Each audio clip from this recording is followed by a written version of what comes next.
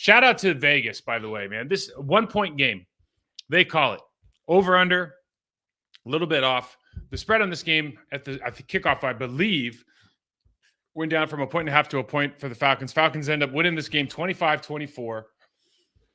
Let's start off with a couple obvious things, before we get into it, because I don't like using injuries as an excuse or anything. But let's face facts. David Bakhtiari doesn't play, best player on the team. Aaron Jones doesn't play, second best player. I talk about offense, second best player on offense. Christian Watson doesn't start the game, most explosive player on offense. Elgin Jenkins gets hurt. He's a Pro Bowl player at left guard. These things do matter. Now, they knew about most of them, so you can game plan around it. Certainly, I don't know if you can game plan around, what the Aaron Jones adds to the offense and what David Bakhtiari adds as far as, force multiplier, things that we talked about before. But certainly, I think you're in a position to do some good things. We had keys to victory last week. And I just wanted to run through them real fast before we get to the tape because it's sometimes when you're watching this as a coach or a player, you overcomplicate this stuff. And what we try to do on this show is just like, hey, let's make this as simple as possible, guys. You watch the tape. What are they doing poorly? What are they doing well? How do we combat them? First thing, Packers offensively needed to put the Falcons in nickel situations to run the ball. If they ran the ball, especially with Bakhtiari out and Aaron Jones out, if they ran the ball against base defense, that was going to be very, very poor. Okay? We ended up running the ball a ton, or tried to run the ball more than a few times against their base.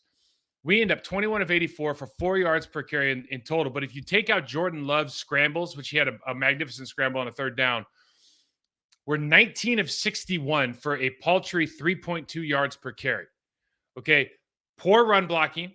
Poor, atrocious backside cutoffs by the tight ends have to do better in the run game. But we lost not only with technique this week, we lost in scheme. You lost in game plan because some of this stuff just doesn't make sense. And you could say, well, Mike, they need to, back in the day, you go, oh, well, we're especially with a pass happy offense. Coordinator or coach goes, we want to run the ball to set up the pass. No, dude.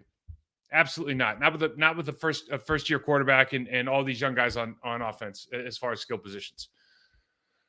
If you think the strength of your offensive line and your running game, then you cater the running game to win, and then you figure things out. Especially, look, nickel defense in the National Football League is different than it was 20, 30 years ago.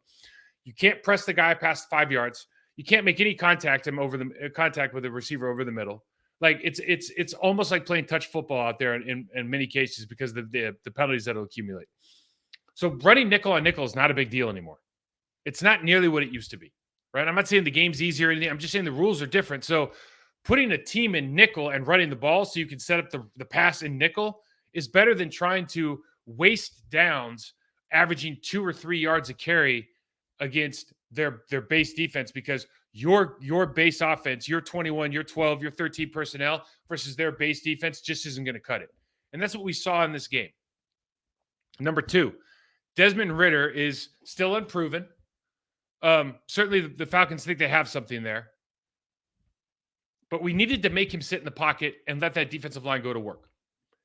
Right? Take away the short game. Force passing situations where we 3rd and 8, 3rd and 7. What happens in this game? Number 1, our pass rush lanes. We've talked about this a number of times on this show because this is one of my pet peeves. Our pass rush lanes were very, very poor. Not only did we get too high up the field and let him step up and step away, but we lost contain. Sometimes it looked like Keystone Cops over there with guys laying around on the ground. Desmond Ridder's running free out the side.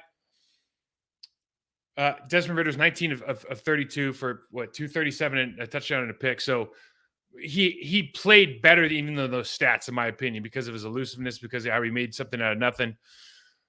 The Falcons rushed for 211 yards. Okay, when Bijan Robinson and Tyler Algier started getting off like that, Bijan Robinson averaged 6.5 yards a carry. Bijan Robinson had 124 yards rushing by himself. Algier had almost another 50.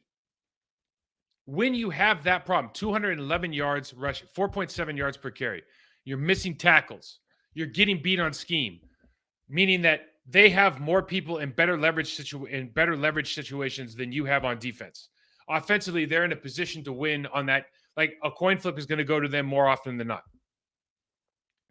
When you're in those situations, you start worrying about the run game and you start losing lane discipline. You start losing this sense of what was going to make you successful in this game. You start doing, you start sending pressure when really a 4-man rush should beat these guys. They're not very good. Chris Lindstrom's excellent. He had a bad game last week. He's an excellent player. The rest of these guys are not excellent players. We should have been satisfied straight rushing, maybe a couple games. That's all you needed if you just rush the way you're supposed to. Like, our good is better than their good. We didn't take advantage of that.